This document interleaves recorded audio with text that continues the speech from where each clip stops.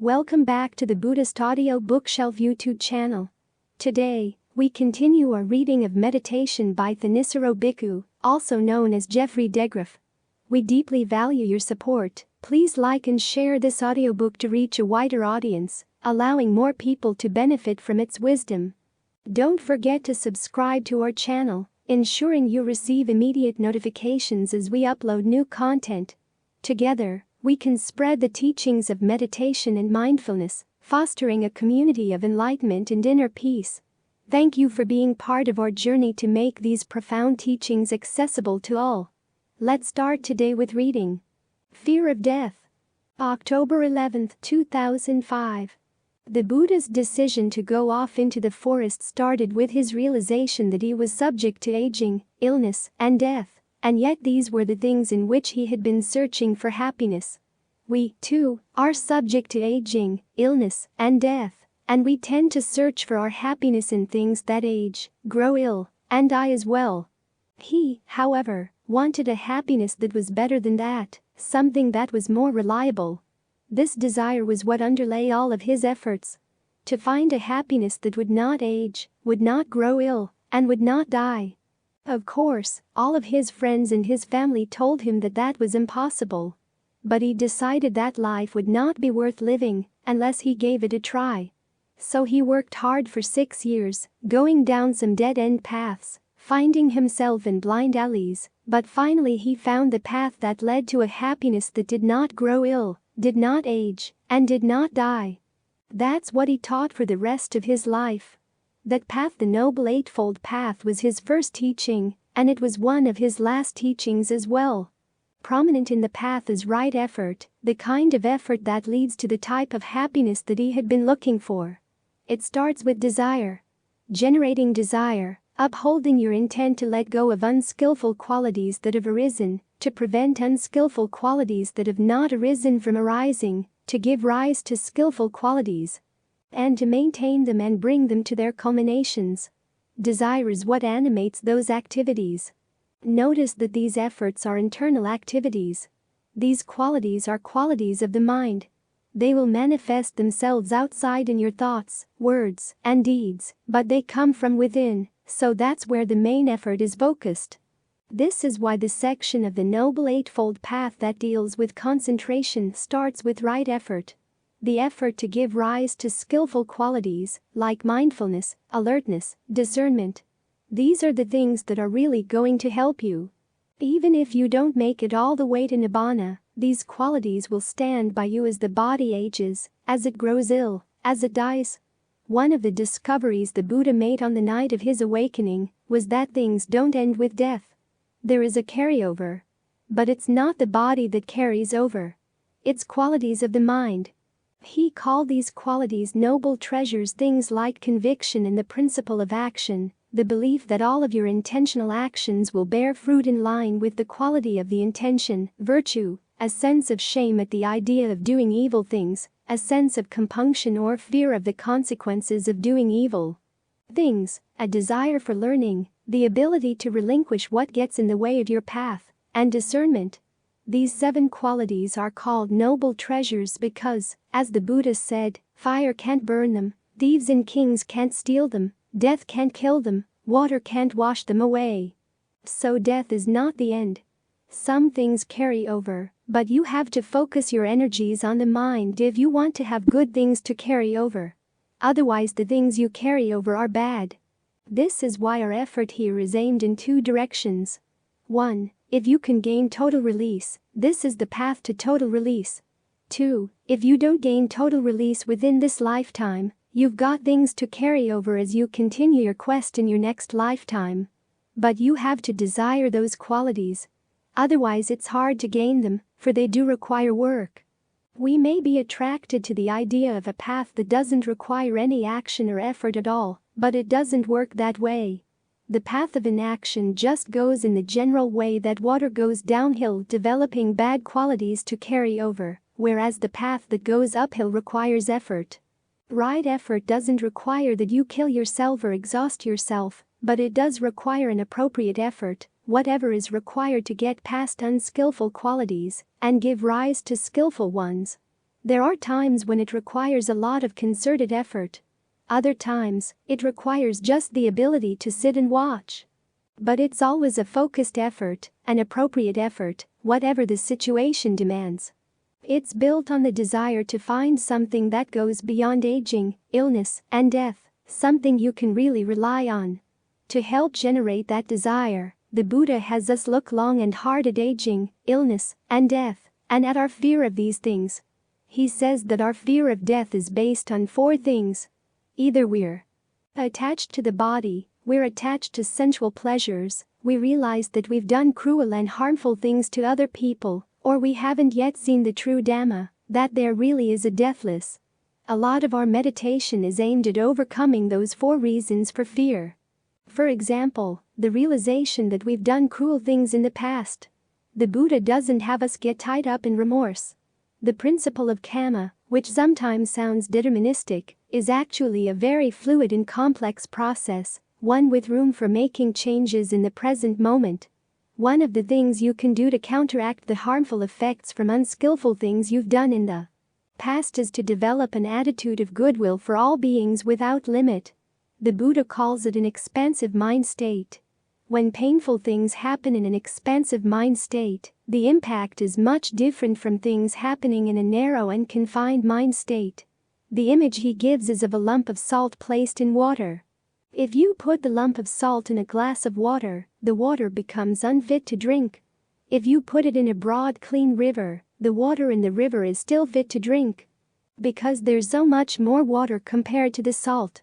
So the Buddha recommends that you develop an attitude of goodwill for all beings, both because it counteracts the effects of bad actions in the past, and because it prevents you from acting on unskillful intentions now and into the future.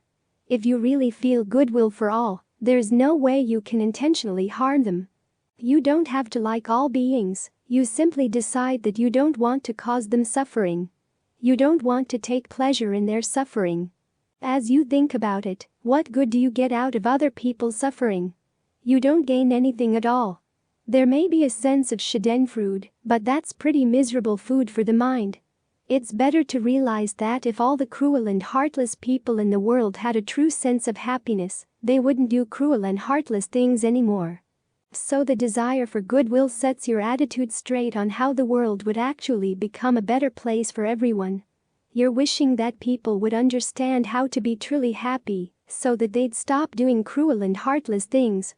Goodwill also puts you in a position where your true happiness doesn't have to conflict with the true happiness of other people. So this is one way of counteracting that particular reason for fear. As for attachment to the body and to sensual pleasures, the Buddha has a double-pronged attack. One prong is to see the drawbacks of being attached to these things. If you're attached to the body, where is it going to take you? It's going to take you to aging, illness, and death, for sure, no matter how much you exercise or beautify the body. It may take you to other places in the meantime, but the ultimate end is something we all share, and we all know for sure that it's going to happen. The same holds true for sensual pleasures. Where are the sensual pleasures you were enjoying last week? Right now all you have is a memory of them. Sometimes that memory is tainted by the realization that you did unskillful things in order to gain those pleasures or to keep them. Not only do they tend to slip away on their own, there are also times when other people want what you've got, and they're going to fight you for it. So you have to fight them off. The Buddha illustrates this point with the image of a hawk that has found a little lump of meat. As soon as it tries to carry it off, other birds are going to come and attack it. Then there's the image of a man sitting up in a fruit tree, enjoying the fruit in the tree, but another man comes along with a hatchet. Instead of climbing the tree to get the fruit, he uses the hatchet to cut the tree down. If the man in the tree doesn't come down right away, he's going to get hurt. That's what looking for happiness and sensual pleasures does to you. It leaves you exposed on all sides to danger. This is why the Buddha recommends right concentration as the second prong in his attack, to provide you with an alternative source for happiness so that you're not so hungry for sensual pleasures. You can sit here and bathe the body in a sense of ease, in a sense of rapture, simply by focusing on the breath, adjusting the breath so that it's comfortable and no one is going to try to steal it from you. Once it really feels good, you can just settle in, letting the breath bathe you on all sides, coming in and out all of the pores of the skin, allowing that sense of ease and rapture to suffuse the whole body. As you get really adept at this, your attachment to sensual pleasures begins to loosen, for you see that this is a much better pleasure. It's more intense, more pervasive, more reliable, less blameworthy, and a lot less dangerous. So right concentration, in a very direct way, is one of the ways of overcoming fear of death, because you realize that you have an alternative source of pleasure. But the ultimate step in overcoming fear of death lies in seeing the true Dhamma. This means realizing that there is something deathless that can be touched by the mind right where you've been experiencing the body. It comes not just through concentration, but also through working on the opportunities for insight that the concentration provides. As the mind gets more and more still, you begin to see the mind's attachments. You can see them as activities. Even its sense of itself, or your sense of yourself, is just a series of strategies you've devised. The Buddha calls these strategies the process of I-making and my-making. Whatever way you form a sense of self around form, feelings, perceptions, thought constructs, or consciousness, it's all just fabrication. In the process of fabrication there's stress. If that's all there were in life, you'd be willing to put up with the stress, for without your self-strategies, there would be no way to find happiness. But the Buddha says that there's more. If you can learn how to deconstruct all those fabrications, all the stories and ideas, the things you build around your sense of who you are and who other people are and what the world is, if you can learn to deconstruct those things, you find a greater happiness, one that doesn't die. That's what right mindfulness and right concentration are for. To provide you with a framework in which you can do the deconstruction. The deconstruction is the Four Noble Truths, just looking at things in terms of stress, the cause of stress, what you're doing to put an end to that cause. And the actual end of stress comes as you get more and more precise, more and more skillful at following the path. Your precision and skill lead you to detect even more and more subtle levels of fabrication going on in the mind.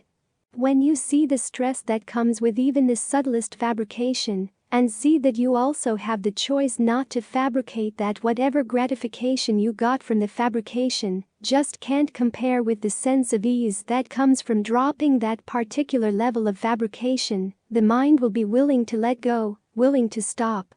In this way it peels these levels of fabrication away in the same way as you'd peel away the layers of an onion. When all intention finally ends, that's when you realize that there is something deathless. The Buddha was right. There is something that can be touched in the mind that doesn't require fabrication. In fact, it's totally unfabricated. It has nothing to do with time or space or anything that can age, grow ill, or die at all. It's just there. It can't be touched by the vagaries of time, but it can be touched by undoing the patterns of intention and fabrication in the mind. Once you've touched that, you realize that there is something that doesn't die.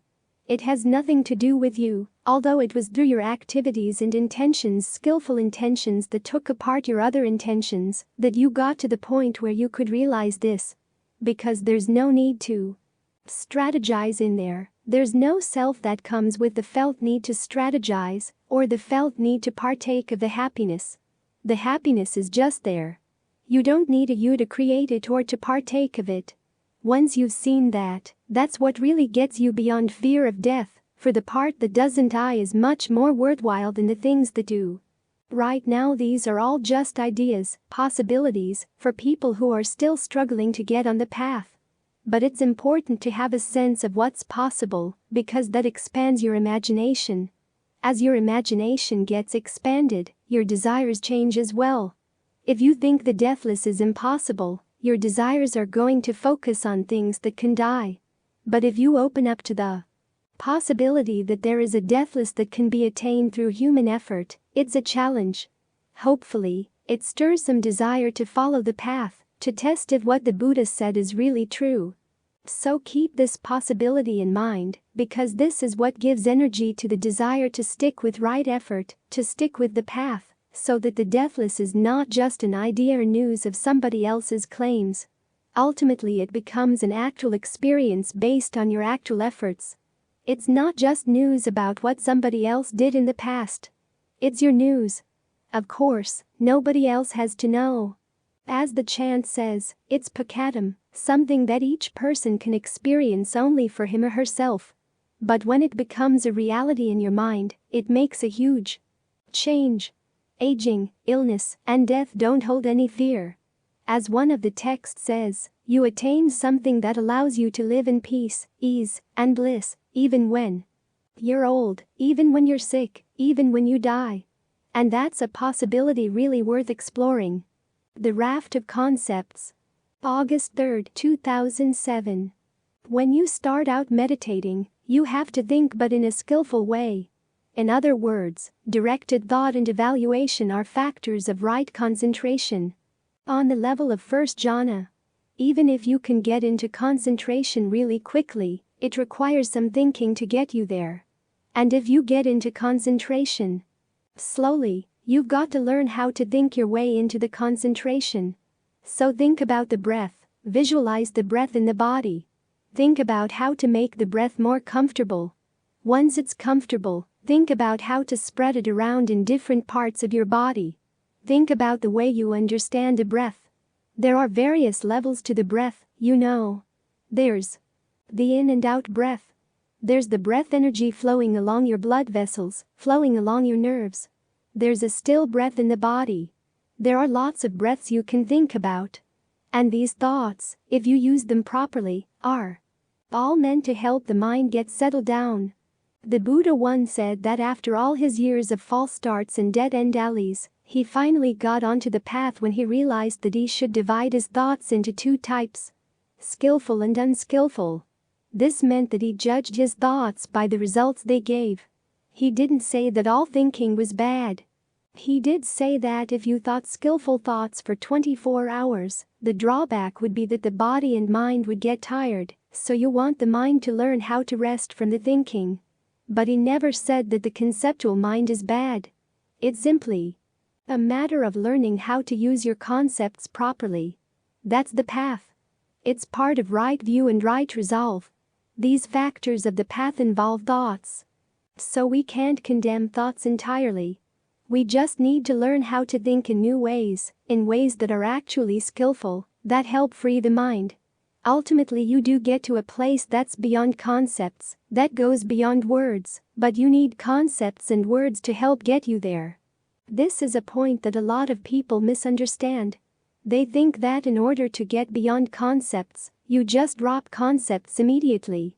It's like the old simile of the raft. The version in the Buddha's teachings is that you take the raft across the river. Then, once you get across the river, you don't need the raft anymore. You can put it aside. Thoughts of right view and thoughts of right resolve are part of the raft. You hold on to them while you're crossing the river, and only then do you put them aside. However, in the Diamond Sutra's version of the simile, you get across the river by dropping the raft to begin with. But that version of the simile just doesn't work. If you drop the raft before you've reached the other shore, you get washed away. So learn how to use the raft. This issue goes way back to the time of the Buddha. There's a story in the canon about an Anathapindika who was out walking in the morning. He said to himself, "It's too early to go visit the monks, why don't I go visit the members of other sects?" So he went to a place where the other sectarians were having their debates. They were debating whether the world is eternal or not, whether it's finite or infinite, whether the soul is the same thing as the body or something different from the body, whether an enlightened being exists after death, or doesn't exist, or both, or neither. Those were the hot issues of the day. The sectarian saw Anathapindika coming and said, "Hey, let's be quiet for a while. This person is a follower of the Buddha. The Buddha's followers like quiet people. Maybe if we're quiet, he'll come over and talk to us." So they fell quiet. When Anathapindika came, they asked him, "So, this Buddha you're a student of, what are his views?" And Anathapindika said, "I really don't know the total extent of his views. What about the monks? What are their views?" And he responded, I don't know totally what their views are, either. Then what about you? They asked him. What are your views? And he responded, well, I'll be happy to tell you my views, but I'd like to hear your views first. So they told him their views. One man said, the world is eternal. Only this is true, everything else is false and worthless. Someone else said, no, the world is not eternal. Only this is true, everything else is false and worthless. And so on down the line. Anathapindika's response was, those who hold to any of these views suffer because they're clinging to the view. The view is conditioned, and whenever there's clinging to anything conditioned, there's bound to be suffering. So they're clinging to stress. The sectarians then said, well, what about your view? And he said, essentially, all views are conditioned. Whatever is conditioned, you have to let go of. They said, well, then, by your logic, your view too is a cause for suffering, for you're clinging to something conditioned. And he said, no, this is the view that leads beyond suffering, because it teaches you ultimately how to let go of everything conditioned, including views. According to the story, this left them abashed. They just sat there with their heads drooping, at a loss for words.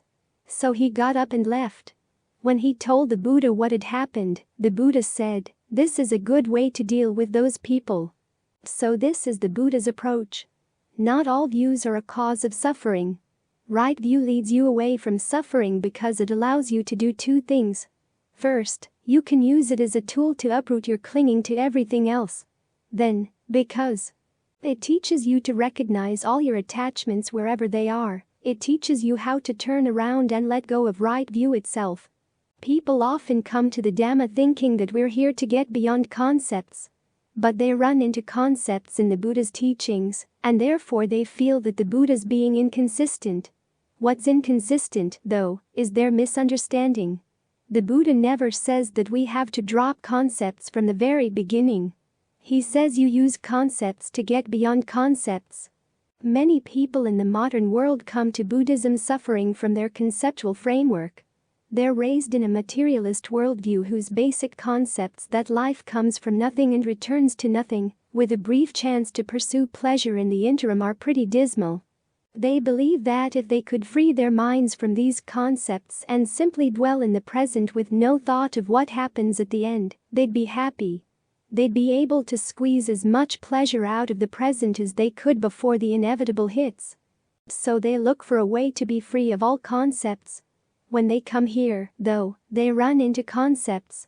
They see the Buddha's teachings on karma and rebirth, and they say, this is invalid, you can't make presuppositions about these things. Nobody knows anything about what happens before we're born. Nobody knows anything about what happens after we die.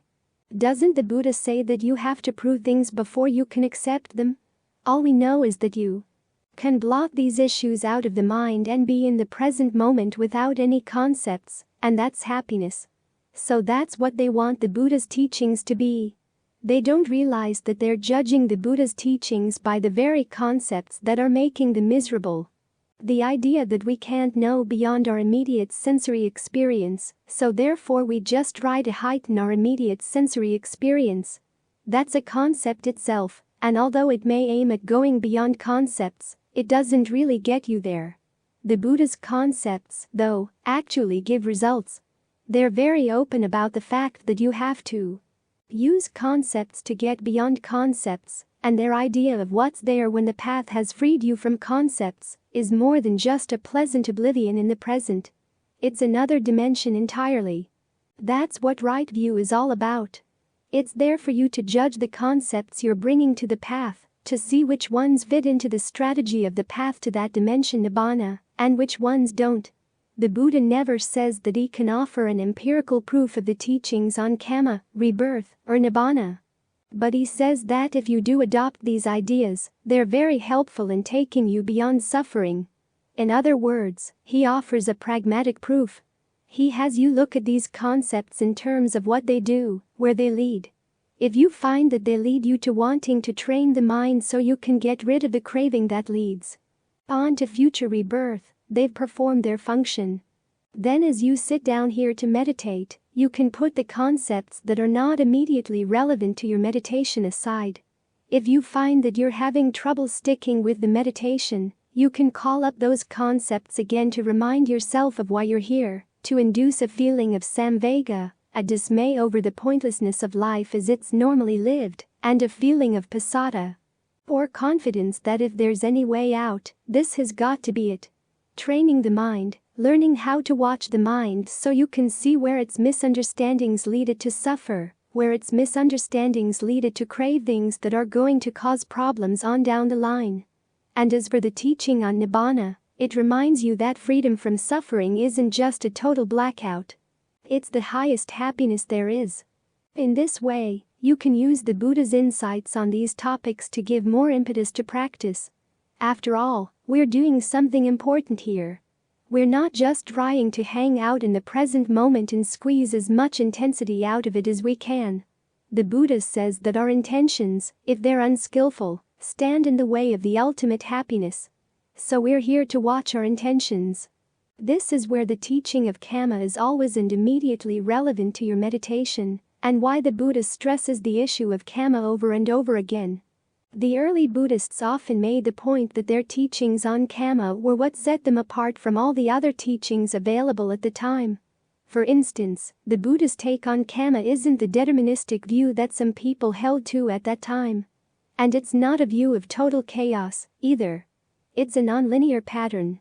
And the important element in that nonlinear pattern is that part of your experience is shaped by past intentions, and part of it shaped by your present intentions. You can't do anything about past intentions, but you can change your present ones. So you focus there. That's why we're focused on the present moment. To look at our intentions. When you have right view, you realize that that's why we're here. This helps give focus to your meditation. Once the mind is still, you intend to keep it still. That's a skillful intention. Then you can start looking at the process of intention in a deeper way, to see exactly how intention happens, how much it shapes your present experience, how you fabricate your breath, how you fabricate thoughts, how you fabricate feelings and perceptions. You want to look into that. That's how discernment is developed. You're not going to maintain this kind of focus unless you have a real appreciation that, yes, your actions really are important in this issue of creating suffering not only now but on into the future. This is how the proper use of concepts gives focus to your meditation. A while back, I was giving a talk to a group of people on kamma. They'd been meditating for quite a while, so I tried to make the point that an understanding of kamma really focuses your meditation in an important way. It helps focus you on the issue of what you're doing that's skillful and what you're doing that's not skillful, and realizing how much you're doing does shape your experience. They all gave me a blank look. Then I realized that they'd been taught that there is no such thing as skillful or unskillful, good or bad in the meditation. It's simply a question of hanging out in the present moment, squeezing as much non-conceptual intensity out of the present moment as you can, which is an idea the Buddha never advocated. That's not what we're here for. I mean, there will be times when you notice that being very mindful in the present makes experiences more intense. You're less caught up in your thought worlds, and the pleasure in the breath grows stronger. Everything becomes more immediately felt. But that's not why we're here. You want to look deeper. What is it about intention that makes the difference in the present moment? Always look for that, because that's where freedom is going to be found, in being sensitive to your intentions. When you're totally sensitive to them and totally understand how they cause stress, you can let them go. This is what the Buddha calls the kamma that leads to the end of kamma. This is why an understanding of causality is so essential. If everything were deterministic, your experience would have been totally decided by some outside being or some impersonal fate a long time ago. There would be no point in practicing. There would be nothing the practice could accomplish. If, on the other hand, everything were chaotic, you couldn't be sure that the lessons you learned yesterday would give any guidance in knowing what to do skillfully today. But the fact that things are non-linear and not totally determined by the past, that part of your experience is being determined by what you're choosing to focus on, what you're choosing to do and say and think right now. That leaves an opening for the practice, because you can change what you intend right now. And the fact that things follow a pattern allows your knowledge of what's skillful to grow over time. When you believe that, you act on it. You try to make your intentions more and more skillful. So when we come to the practice, we learn to adopt new concepts that have a good impact on the mind. That's the test, a pragmatic test. In the beginning, you begin to see that this belief does help here, it does help there, so you pursue it more and more persistently.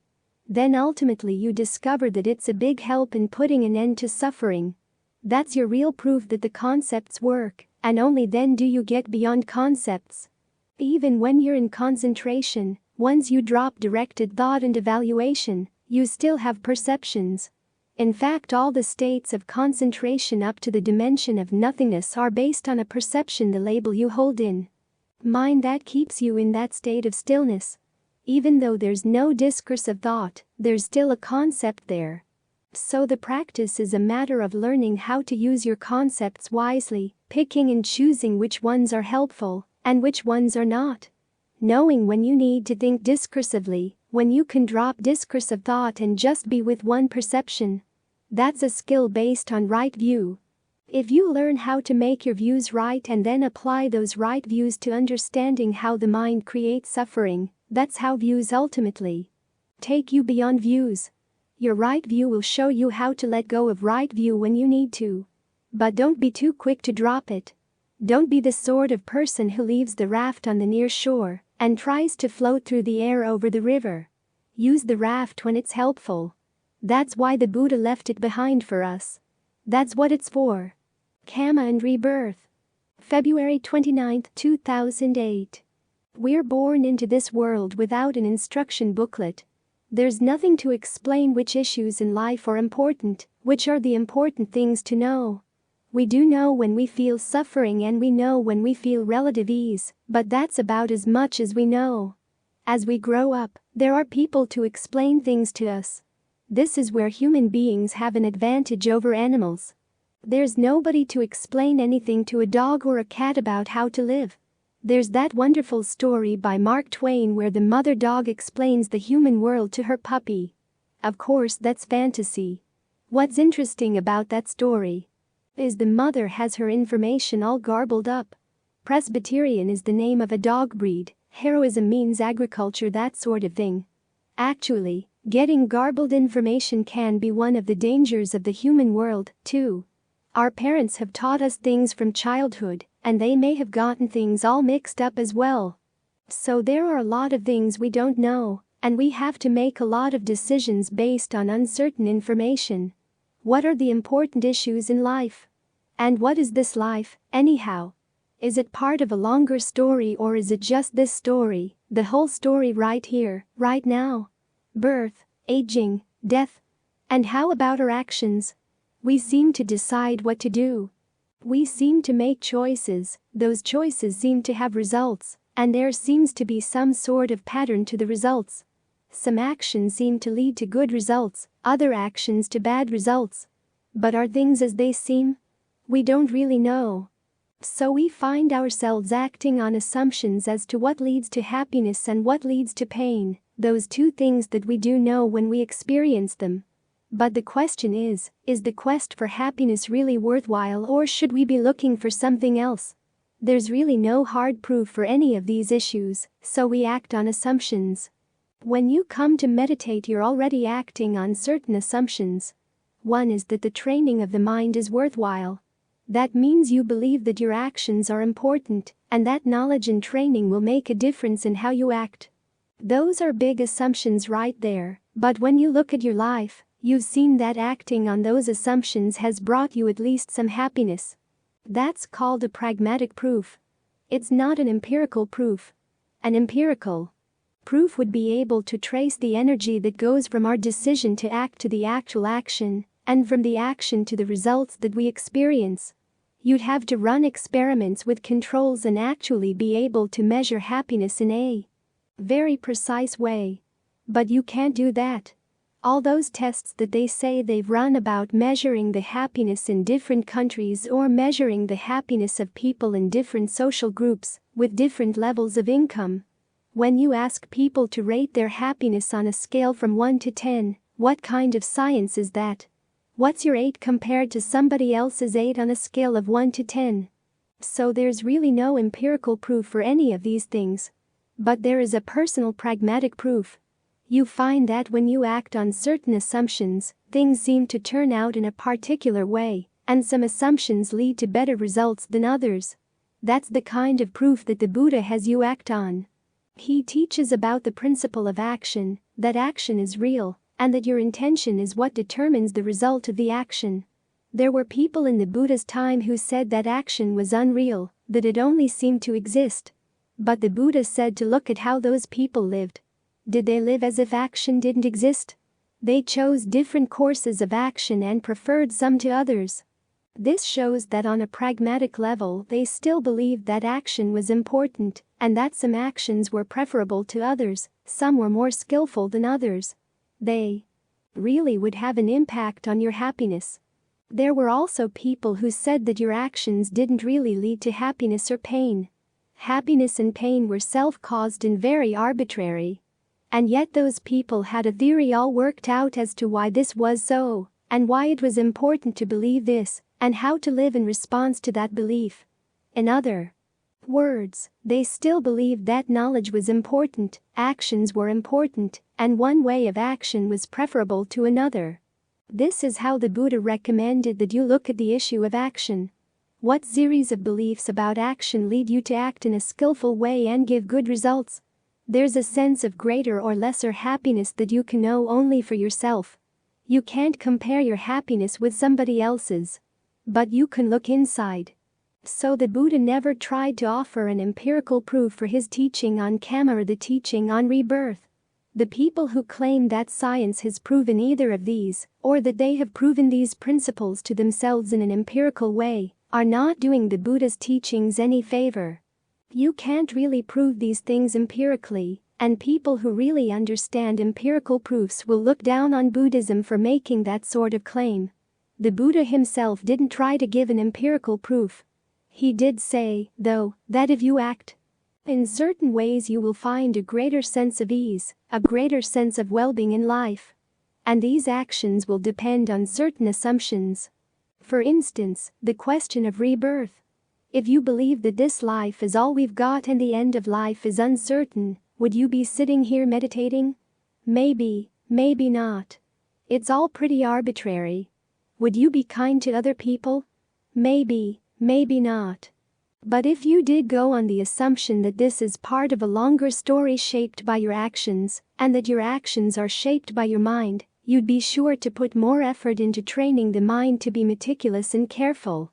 You'd take whatever time and effort is needed to get the mind in good shape. This is one of the reasons why the Buddha recommended that we take his teachings on karma and rebirth as a working hypothesis.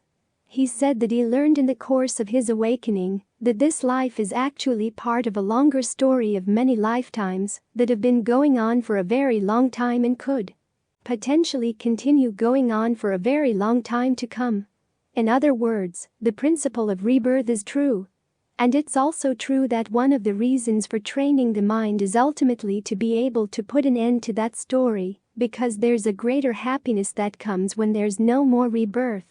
But he also stated that even if this were not the case, you'd live a happier, better life by assuming that it is. So when you wonder about the Buddha's teachings on these topics, remember that we're all acting on assumptions. The problem for many of us is that our assumptions are not articulated, or we haven't worked out the consequences of the assumptions we have articulated. This means that when we encounter a fully articulated assumption, it may seem strange. We have to reflect back on ourselves. What are our assumptions about action, about life, about happiness, about how the principle of causality works in our lives? And then which assumptions really lead to the greatest happiness if we act on them, if we keep our actions consistent with what we believe? That's the role of faith in the Buddha's teachings. For many of us in the West, faith has gotten a bad name. We've had it pushed on us as a virtue from some circles. The less a particular proposition or idea makes sense, then the more faith you have in it, the better, which is a real insult to the human mind. It's an insult to be told that we have to take irrational and inconsistent doctrines on faith, and that we have to believe them more strongly than we believe the evidence appearing right before our eyes or in our very own hearts. Fortunately, that's not how the Buddha teaches faith. For him, even taking things on reason is a type of faith. Just because something is reasonable doesn't guarantee that it's going to be true. But when something is reasonable, it's a lot easier to act on it and not feel torn up inside. He also asks that when you take something on faith, you have to remind yourself of how little you really do know. The assumptions you act on may seem the most reasonable, and so far in your experience, they may have given the best results when you act on them, but the more clearly you realize that this doesn't constitute real knowledge, the more you're spurred to continue practicing until you really do know. The Buddha gives the example of an elephant hunter in the forest. The elephant hunter wants a big bull elephant to do the work he needs done. So he goes into the forest and he sees big footprints. Now, because he's an experienced elephant hunter, he doesn't immediately jump to the conclusion that these must be the footprints of a bull elephant. After all, there are dwarf females with big feet. They can't do the work he wants done. But he sees that the footprints may indicate a bull elephant, so he follows them. Notice that.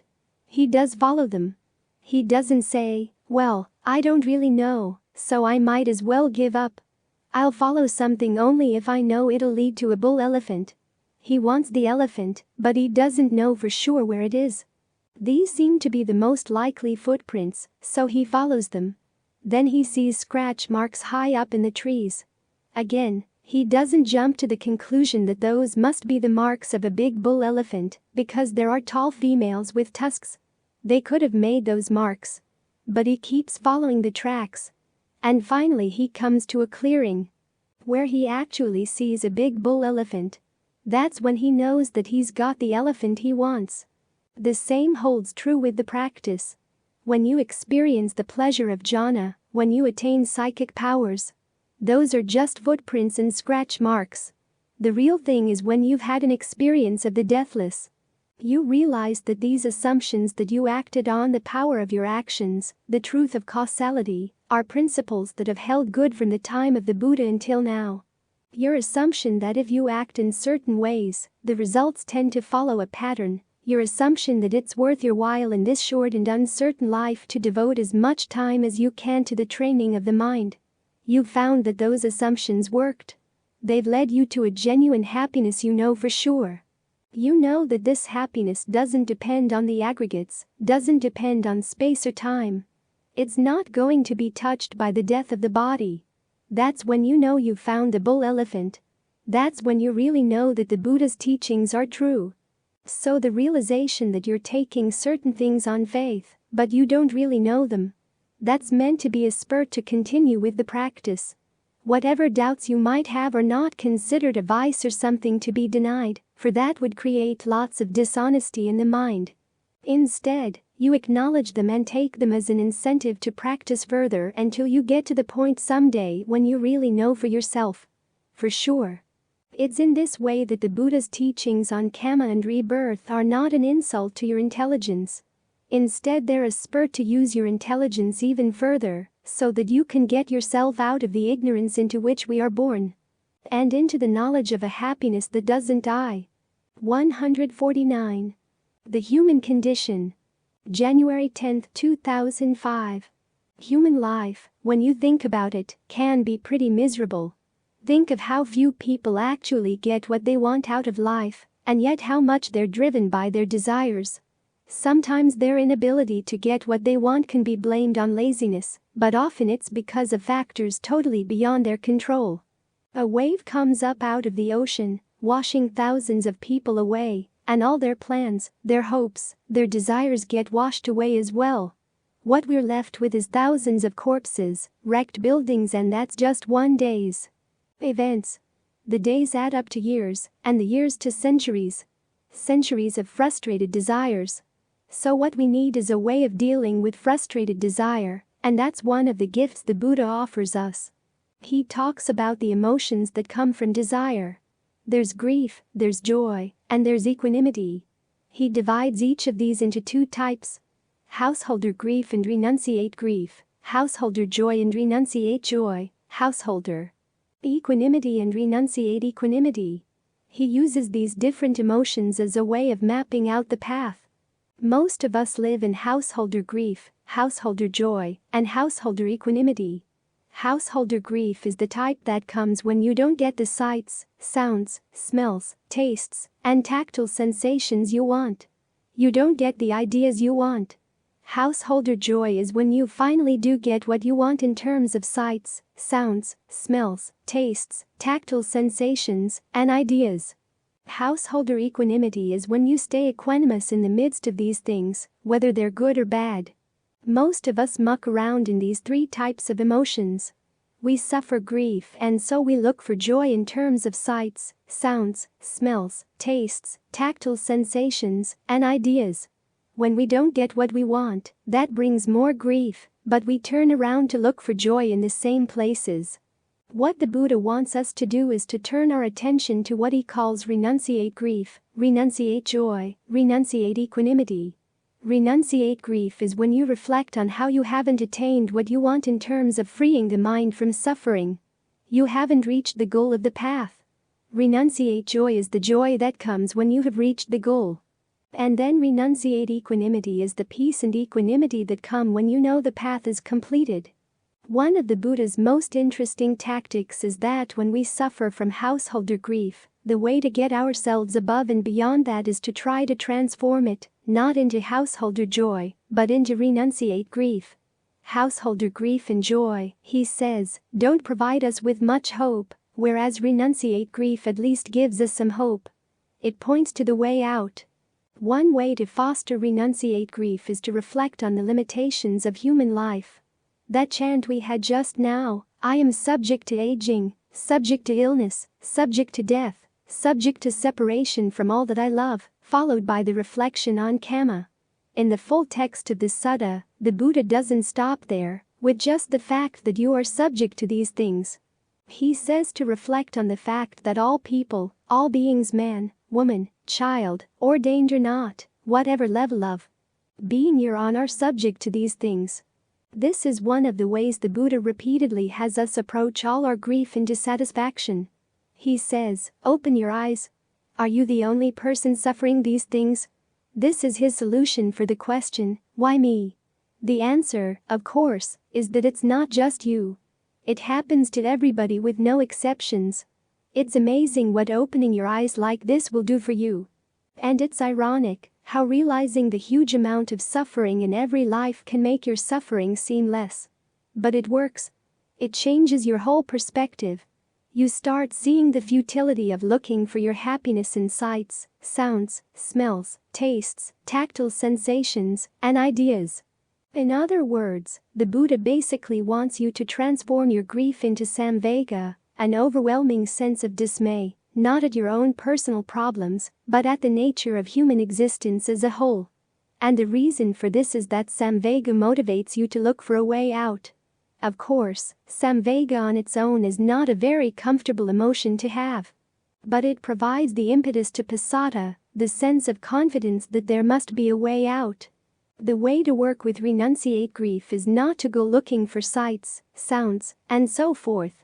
You work with it by focusing your efforts on following the path. This is why this kind of grief is a useful grief. It keeps you on the path of practice. Often you hear people saying, don't try to push too hard in the practice, don't have any sense of goal, because you'll get frustrated over the fact that you haven't reached your goal. But that closes all the doors. What you want is the attitude that I'm not where I want to be, but there is a way to get where I want to be. That gives you the right sense of direction. You're not going back to householder joy, with all its uncertainties. You're aiming at renunciate joy.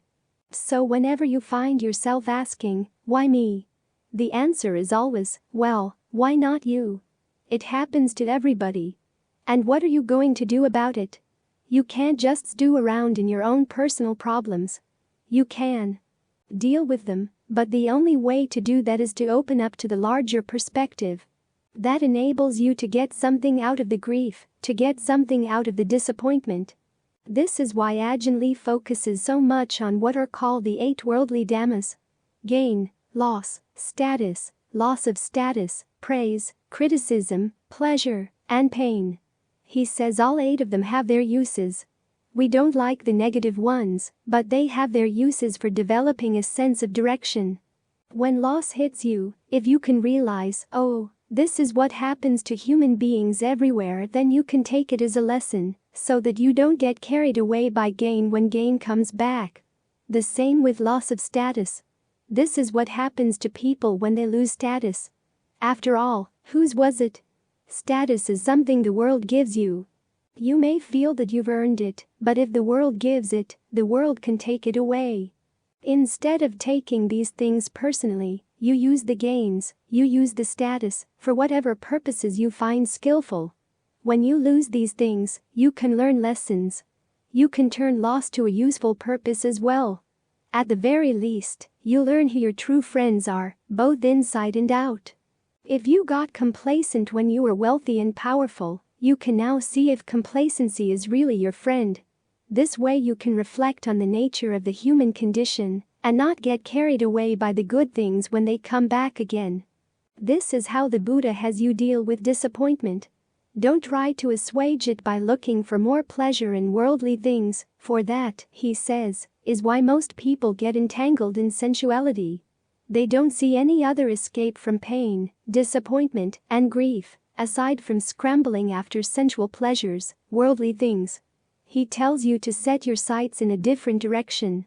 Renunciate grief, even though it's still a kind of grief, is better than getting lost in householder grief and joy, because renunciate grief can lead to renunciate joy, the kind of joy that's not affected by any change at all.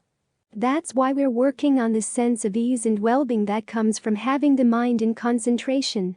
That's part of the path toward renunciate joy. We don't have to wait until the very end of the path to gain some of this joy, you know. It comes with the sense of well-being you gain when you center the mind. That, in and of itself, reminds you that there are alternatives to running after sensual pleasures. There's the pleasure of a well-centered mind, a mind that's not affected by things, that has its own internal sense of well-being. It doesn't need to depend on anything else outside. So when you find yourself wallowing in grief, remember the Buddha's instructions on where to take that grief, what to do with it, how to find a way out, so that you don't stay stuck in that vicious cycle of going from grief to joy, to grief, to joy, to grief, to grief, to grief based on the ups and downs of things you experience through the senses. Take that grief and point it in another direction. My English teacher, during my senior year in high school, once made a remark that the sign of a great person is that he or she can reflect on his or her own personal problems, but then, from that standpoint, can generalize, universalize them to the human condition as a whole. She was talking about great poets, but it's also the nature of any wise mind not to wallow in its own personal issues, but to generalize from them, to see how this is the way it is for human beings everywhere. This was what the Buddha did on the night of his awakening. He remembered his past lives over many eons. If you think you're carrying around a lot of narratives, imagine what he saw, but then he broadened his gaze to encompass the cosmos as a whole. He wasn't the only one suffering rebirth after rebirth. Everybody has been doing this. But only after seeing this as a universal story was he able to see the underlying pattern. People are reborn in line with the quality of their intentional actions based on right or wrong views. That universal insight was what enabled him to turn and look at the present moment, and to look at the right place in the present moment. His own views, his own intentions. Only after looking at the universal picture was he able to depersonalize the issue of suffering and its causes. When he had depersonalized it, he could look at it simply as a process. When he viewed it as a process, he was able to find a way out. You're not the first person to suffer, and you're not going to be the last. If you don't set your sights in the direction of renunciate grief and joy and equanimity, you'll never find a way out. But if you learn to broaden your gaze to encompass the whole human condition, that's the beginning of the road to freedom. So broaden your gaze. Don't just look inside. Look around yourself as well, for there are lessons to be learned there, too. The path has a goal. February 12, 2008. When the Buddha taught the practice as a path, one of the implications is that the path goes somewhere. You follow the path because it takes you where you want to go. That would seem obvious, yet you read so many times that the path is the goal or that it's a path without a goal. What kind of path is that? It's not really a path. You wonder what's going on. Think about the story of the Buddha in his quest for awakening. It was nothing but a story of paths and goals. First, he mastered some very high levels of concentration that his early teachers taught as the goal. One was the dimension of nothingness, the other was the dimension of neither perception nor non-perception. Yet the Buddha realized that neither of these attainments was the goal for which he was looking. So he left those teachers and went off to try to find another path of practice that would take him to his goal. The deathless, a happiness that was free from change, free from aging, illness, and death. So he tried the path of austerities for a while, and that didn't work, either tried them for 6 whole years. Imagine the amount of investment he had in hoping they'd work. You don't put yourself through that kind of torment unless you think there's going to be a reward, or without developing a certain amount of pride around your powers of endurance. Yet after 6 years he realized that that path led nowhere, offered no reward. So he was willing to drop that investment, drop that pride, for the sake of something better. That's when he remembered the time when he was young and, while his father was plowing, he sat under a tree and entered the first jhana. The question came to his mind. Could this be the path? And his mind gave an intuitive response. Yes. So he followed that path, and he found that it involved more than just the practice of jhana, which is just one of the factors of the path. When he finally reached the deathless, he realized that the path leading him there had 7 other factors. And he knew this because these factors, acting together, brought him to the deathless. It really did go where he wanted to go. So the first thing he taught was the path, and that was his central teaching for the rest of his life. At one point in his later years he compared himself to a man who had gone through the jungle and found an old path. It was all overgrown, but he followed it and found that it led to an old capital city that had once been prosperous. The buildings were somewhat fallen down, but they were still livable. It was still a glorious city. So he went out of the jungle and told the king, "Get your men to clear this path, and it will take you to this wonderful, glorious city." So the imagery throughout the Buddha's teachings is that if you follow this path, it goes someplace. And the place where it goes is really special. Free from aging, illness, and death, a happiness totally unconditioned. But some people have raised the question. What about the Buddha's earlier attainments, the dimension of nothingness, the dimension of neither perception nor non-perception? After all, the Buddha does point out in some of his other suttas that you can use these attainments as the path as well. Based on these attainments, you can develop the discernment that leads to release. What's the proper attitude to have toward the Buddha's earlier attainments? First, remember that the Buddha's early teachers had viewed these attainments as the goal. Once you got there, you just stopped. That was it. You continued practicing these things, but that was it. You didn't take them anywhere else. The Buddha, however, regarded them as a path to something further. In other words, he used them as a basis for further insight. Instead of seeing them as goals, he saw them as a path. He didn't equate goals with path. He made a clear distinction. It's like somebody scrambling through a forest and finally arriving at a good road. But instead of following the road to a good place, he just lies down in the road. That's what the Buddha's earlier teachers were doing. You know what happens when you lie down in roads? You get run over. Aging, illness, and death can come barreling down the road at any time. So when you get to the road, you follow it. You develop your concentration together with all the other elements of the path, and then you find that it really does lead to something special. So whatever you hear about goal-less paths or paths that are goals, just recently I read about a meditator who has been meditating for 30 years. He calls himself an experienced meditator, And he says that he hasn't gotten anywhere, but that's perfectly fine with him because that's the whole point of meditation. Realizing there's nowhere to go. I don't know which is more disheartening, the fact that he's been such a lousy meditator for so long, or that he feels so good about being a lousy meditator. You can't take people like that seriously. You can't take them as guides. The Buddha taught skills that get results. That, he said, is the test for any kind of practice. The results it leads to. When he taught the Kalamas, he told them that when you see for yourself that following a certain practice leads to a blameless happiness, follow that practice.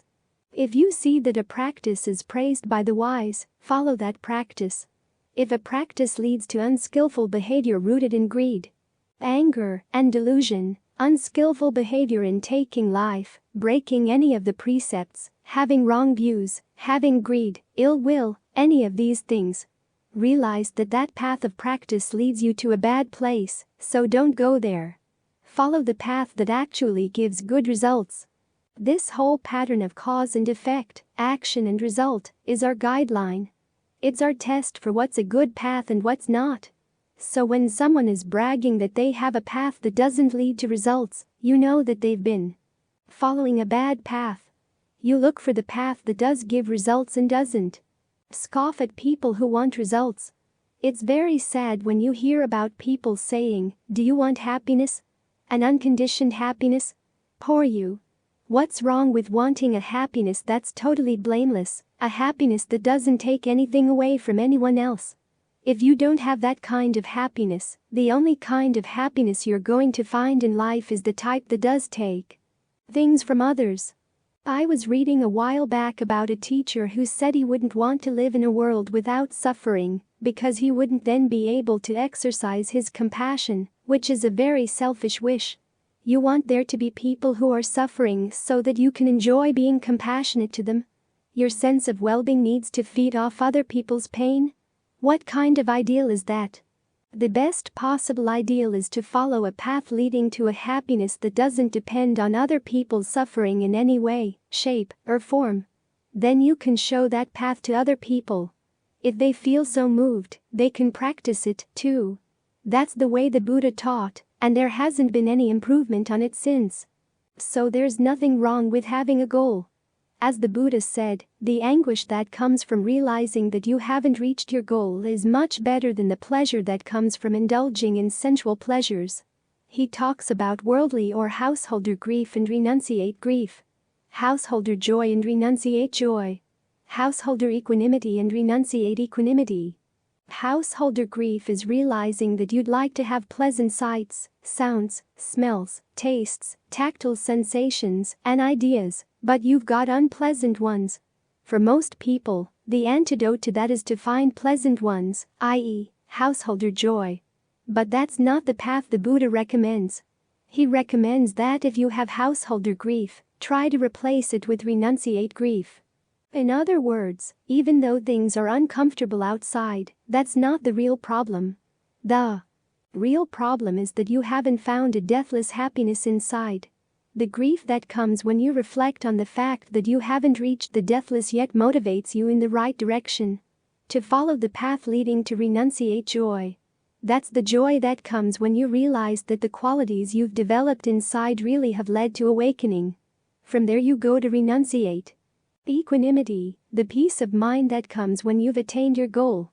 People often have immature attitudes about goals, which is why some teachers say to drop all idea of goals when you meditate. That may be a useful attitude for short-term meditation, but for the long term it leads to experienced meditators whose experience of meditation is of going nowhere, and who develop a perverse pride around their nowhere as well. The long-term solution is to develop a mature attitude toward your goal, one that realizes that even though the path may take time, you can take comfort in the fact that it's a good path, and it's headed in the right direction. This is the mature kind of attitude that really does yield results. There is a deathless happiness, and it can be found through your efforts. Don't let anyone else tell you otherwise. Not what you are, what you do. August 24, 2007. When you first look at a teaching like dependent co-arising, It seems very abstract and very far away from anything you might be doing in the practice. But if you look at it more carefully, you see that it makes a whole series of important statements that have an immediate bearing on what you're doing right here. To begin with, when the Buddha talks about the causes of suffering, he doesn't trace it back to what you are. He doesn't say you suffer because you're basically bad or because you're basically good, but somehow have been socially conditioned to forget your true inner goodness. He comes back instead to what you do. That right there is a radical statement, and it opens huge possibilities. It's hard to change what you are, but you can change your actions simply through knowledge, through understanding which things you do are going to cause suffering, which states of mind lead to suffering. You can look for those and you can change them. To the extent the Buddha does talk about what you are, it's far along the path of dependent co-arising, way up there in what's called bhava or becoming. It's not a question of what you inherently are, good or bad. Very simply, your being comes about from what you do. That's the reverse of the way most of us think.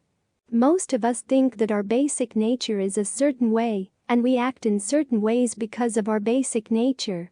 The Buddha says instead that what you are in the sense of how you identify yourself on a sensual level, on the level of form, or on a formless level, can be traced back to what you do. You can learn to do things in a more skillful way, which will lead to a change in your sense of what you are. And that in turn will be less and less likely to cause suffering. This is why the Buddha's teaching is a training, because the kind of ignorance it's meant to overcome is not an ignorance of what you are, it's simply a practical ignorance of which kinds of actions work for true happiness, and which kinds don't. That's the basic principle of the Four Noble Truths. Each of the knowledges in the Four Noble Truths deals with a task that you develop as a skill. That in and of itself is another important statement. If the ignorance at the root of the problem were simply a matter of not knowing your true nature, it would be an all or nothing sort of thing. You'd know it or you wouldn't. But skills can be developed gradually. Your sensitivity develops, your dexterity at shaping things more skillfully, more appropriately, develops over time. So the path. Overcoming this practical ignorance isn't a sudden all-or-nothing sort of path. It's a gradual path, a gradual training in gaining more and more skill. It's in this way that the teachings of dependent co-arising are directly connected to what you're doing right now. You're focusing on your breath. You're directing your thoughts to the breath and evaluating the breath. You use certain perceptions, and certain feelings get involved. These are all elements in the factor of fabrication, which comes right after ignorance. We breathe ignorantly. We perceive things through ignorance. Our thoughts about things, the way we evaluate things, and our use of language generally are done with ignorance. As a result, we suffer. But if you bring knowledge to these processes, they can actually become a healing kind of fabrication. After all, the path is a path of fabrication. The Buddha doesn't tell you just to drop all activity at once, to be totally passive or totally devoid of any kind of intention. We hear that the goal at the end of the path is to be free from fabrication, so we think we'll just stop fabricating, and that should get us there. But the mind can't do that. The path doesn't work that way. The intention to stop fabricating is itself an intention. You can get very much attached to that kind of passivity and still be stuck with all your problems. So instead we bring more and more knowledge to the process of breathing and how we use our thoughts around the process of breathing. Sometimes you hear that our thinking, which is based a lot on language, is the reason why we suffer, that we picked up these bad social influences that taught us to think in dualistic terms or whatever, so we've got to drop language entirely. But again, that's not the Buddha's approach. He says that if you use language in ignorance, you're going to suffer. But the problem is not with language, it's with the ignorance. I was talking to a Hindu monk a while back, and he told me his response to someone who came up to him and asked, "How can we get beyond duality?" His response was, "What's wrong with duality? You're talking to me, aren't you? Language is useful because it makes distinctions. If you couldn't make distinctions, how could we communicate? What would our language be like?" It would be like speaking in tongues at a Pentecostal church. Bua. Who knows what it means? It doesn't mean anything, or could mean everything, which is a totally useless language. The mind has to make distinctions. We feel distinctions. We have a sense of right and wrong, not simply because we're taught them by society. It's a deeply ingrained habit that comes from our sense that some things are painful and some things are not, and you've got to do something about the things that are painful. This goes deep into our sense of feeling and perception, mental fabrications that are often pre-linguistic. Deep down inside, we know that anything that threatens our existence is bad, anything that helps it is good. Even lizards know this much. That's why it's embedded in the lizard brain, a very strong sense of lizard good and lizard bad. The hatred of pain, the love of pleasure, the ability to perceive an enemy, to perceive an escape from an enemy. These are really basic to the mind, much prior to any kind of social conditioning. Our social conditioning, our more refined uses of language, are actually needed to mitigate some of those lizard fears and knee-jerk judgments. So instead of throwing out language or throwing out our social conditioning, we learn how to use them more skillfully. And working with the breath is an ideal place to start. You give space to the mind by breathing in a way that feels good. You can use your linguistic habits to talk to yourself about the breath. How does this breath feel? How does that breath feel? Where would it feel good to breathe right now? Which part of the body needs a larger dose of good breath energy? In this way you get more and more in touch with the immediate feeling of your body so that your linguistic habits can show immediate benefits. It feels good to breathe this way. It feels good to breathe that way. Your mind and your body are getting more intimate so that all the levels of fabrication, physical, verbal, and mental, start working together around a common sense of well-being. In this way they get to communicate with one another. The process of focusing on the breath in a skillful way is really a healing process. Each time you sit down to meditate, don't think of it as a chore. Think of it as an opportunity to do some more healing work. And don't think of it as a time when you're obliged to stop thinking. In the beginning, you have to use directed thought and evaluation to get things to settle down, to adjust things, to get everybody together. And when everyone is together like this, interesting things come up. Hidden feelings, hidden perceptions suddenly show themselves. And you can work through them. It's almost like dealing with a person who's possessed. The possessed person from the point of view of Western psychology is a schizophrenic. There are two different personalities in the one person. From a more traditional perspective, there really are two different people in there. The problem is that they're not cooperating. They're working at cross purposes. If they can learn to cooperate, there's no problem. Who cares whether there are 2 or 20 people in there? If they get along, the problem is gone. That's how Ajahn Fuang approached cases of spirit possession. Instead of driving out the spirit, he'd negotiate with it so that it would stop interfering in the possessed person's life. We have the same sort of problem even though we may seem normal. Our directed thoughts and evaluations tend to work at cross purposes. The way we feel and our different perceptions can be running off in every direction at once. This is why we have to meditate. To work with the breath is to create a space where all the different parts of the mind, all the different members of the committee, all the different levels of sensation and activity going on, learn how to be with one another in a peaceful spot, working on a common goal. You're showing goodwill for one another because you're cooperating. In that way, interesting things come up and you can deal with them.